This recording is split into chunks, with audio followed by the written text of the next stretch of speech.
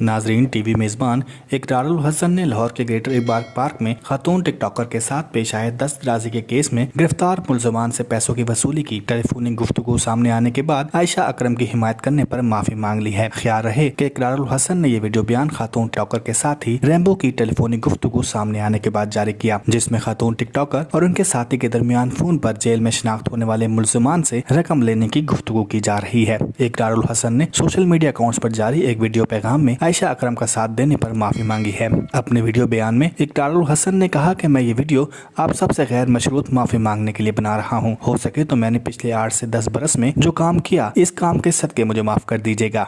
उन्होंने कहा कि आयशा अकरम और रैम्बो की जो ऑडियो सामने आई हैं और जिसमें वो गिरफ्तार मुलजमान की रिहाई और इनसे डील के बदले 5-5 लाख रुपए वसूल करने की मनसूबाबंदी कर रहे हैं। मैं जिस चीज पर आयशा के साथ खड़ा हुआ वो लम्हा था जब उनके साथ बदतमीजी बदतहसीबी की गई।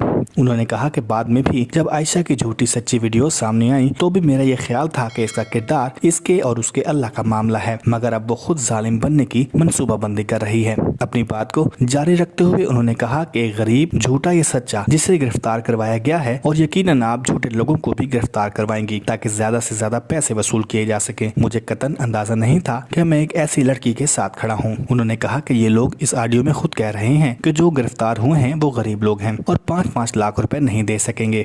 इकरारुल हसन ने कहा कि आपको सोचना चाहिए था कि मैं और यासिर शामी आपके लिए आपकी आवाज बने और इंसाफ दिलाने के लिए बहुत ज्यादा तनकीद बर्दाश्त कर रहे हैं, लेकिन आपने बदकिस्मती से उसका मान नहीं रखा। उन्होंने कहा कि इस ऑडियो के हवाले से मैंने आयशा अकरम और रैम्बो से बात की है और मैं जानता हूं कि ये ऑडियो असली है। टीवी शो मेजबान का मजीद कहना था कि मुझे नहीं पता कि मैं किस चीज की माफी मांग रहा हूं, मैं क्या तहकीक कर सकता था। इस केस की तहकीक के लिए ज्यादा से ज्यादा वीडियोस शवाहिद दरकार होते हैं और आयशा के साथ बदतमीजी की वीडियोस मौजूद थीं। ऐसे वाकयात रिपोर्ट करने से पहले आप उस फर्द का इंस्टाग्राम टिकटॉक अकाउंट नहीं देखते, इसके जहन को नहीं पढ़ते कि वो कितना करप्ट है कि खुद को इंसाफ दिलाने की बजाय वो अपनी इज्जत का सौदा 5-5 लाख रुपए के इवज करने लगे। इकरारुल हसन ने कहा कि इन वीडियोस को देखकर पूरी कौम इतनी ही दिलगिरफ्ता थी जितनी दिलगिरफ्तगी का इजहार मैंने यासिर शामी के साथ अपनी वीडियो में किया। उन्होंने कहा कि मैं इस वाक़े को रिपोर्ट करने पर सबसे गैर मशरूत माफी मांगता हूँ। अल्लाह की जात जानती है कि इस मामले में मेरा कोई कसूर नहीं था। टीवी शो मेजबान ने कहा कि मेरा काम है वाकये को रिपोर्ट करना, मैंने वाकये को रिपोर्ट किया, लेकिन हवस लालच आप कुछ नहीं करती। आयशा, आपको मेरा मान रखना चाहिए था, पैसे चाहिए थे तो आप मुझे कहती। इकरारुल हसन ने कहा कि हम एक मजलूम लड़की को देखा और इसके साथ ज्यादती हुई,